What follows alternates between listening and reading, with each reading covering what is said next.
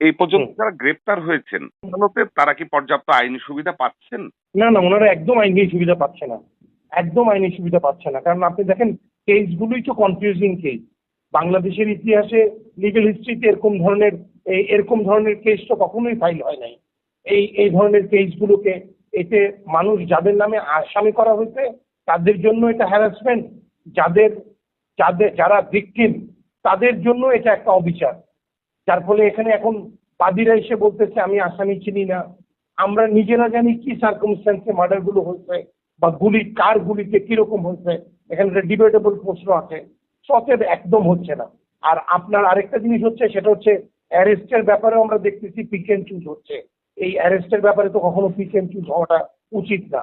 আর যখন এই ধরনের মব কেস বা মবের উপর টোটাল একটা এফআইআর হয়, পুলিশ কিন্তু এবং অ্যাডমিনিস্ট্রেশন কিন্তু রাইটলি বলছিল যে এইগুলোকে আমরা ঢালাও কোনো অ্যারেস্ট করব না, আমরা একেবারে র্যান্ডম অ্যারেস্ট করব না, আমরা তদন্ত করে তদন্ততে বস্তুনিষ্ঠ তথ্য পাওয়ার পরই তারপর আমরা অ্যারেস্ট করব। যেটা হচ্ছে ইন্টারন্যাশনাল কনভেনশন, বাংলাদেশের সংবিধান এবং আমাদের ফৌজদারি কার্যবিধির একটা নিয়ম নীতির অনুযায়ী ওনাদের অ্যারেস্ট করার কথা, কিন্তু একটাও এরকম অ্যারেস্ট হয় নাই। তো যার ফলে যেখানে কোর্ট অর্ডার দিয়ে দিতে ওনাকে ডিভিশন দেওয়া হোক, সেখানে ওনাকে ডিভিশন দেওয়া হচ্ছে না।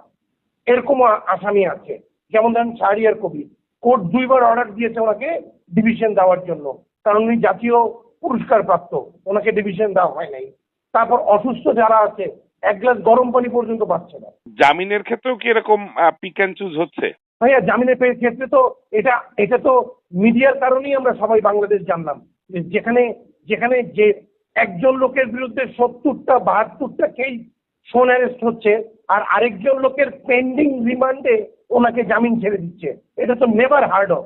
আপনার রিমান্ড শেষ না হলে কারো জীবনে কোনদিন কোনো জামিনের প্রেয়ার করা যায় না।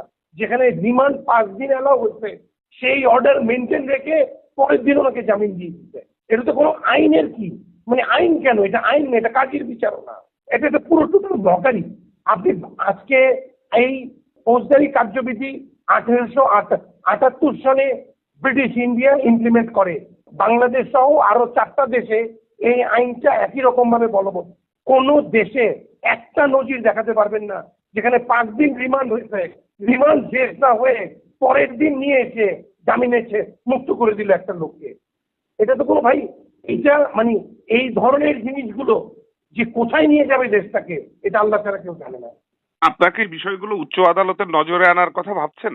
ভাই আমরা উচ্চ আদালতকে বিষয়গুলো নজরে আনবো, কিন্তু আমরা এগুলো নজরে আনাটাও সেই ফিল করতেছি না বর্তমানে। এরকম না যে আমরা উচ্চ আদালত এটা বুঝতেছে না, যে আমাদের এখানে মাননীয় বিচারপতিরা বুঝতেছে না, বাট এখন প্রবলেমটা হচ্ছে whatever you do you get targeted. একটা টার্গেটেড অবস্থায় তো কখনো বিচার ব্যবস্থা চলতে পারে না ভাইয়া। এমন একটা দিকে আছেন, আপনি যদি নামাজও পড়েন লোকজন বলবে যে এই লোকটা পশ্চিম দিকে উচ্চা খেয়ে পড়ছে। তো ওই অবস্থায় তো ভাইয়া you cannot convert anything into legal. একটা ল করতে গেলে লর ইমপ্লিকেশন তখনই থাকবে যেখানে জঙ্গল থাকবে না। এই জন্য মানুষের কিন্তু আমরা ওই আদি জীবন থেকে আইনি জীবনে ফেরত আসছি, আর এখন আবার আমরা আদি জীবনে ফেরত গেছি যেখানে আইন নাই। আপনার দেখলে মনে হবে বেশি বলতে গেলে বলবে যে আমি বানরের মতন উলঙ্গ হয়ে এই গাছ থেকে ওই গাছে দৌড়াচ্ছি। তো ভাই এখানে তো আর এগুলো হয় না।